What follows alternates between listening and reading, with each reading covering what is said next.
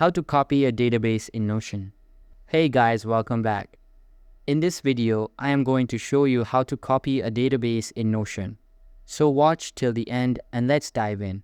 Notion makes it easy to stay organized, and today we're looking at how to copy a database within your workspace.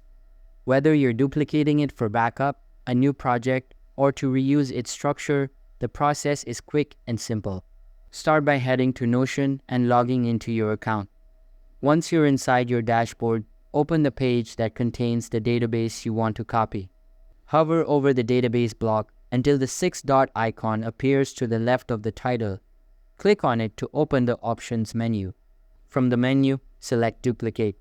Notion will create a copy of your database immediately. You can choose to duplicate it with or without content. Duplicating without content gives you a fresh structure, while keeping the content is helpful for backups or migrations. And that's it.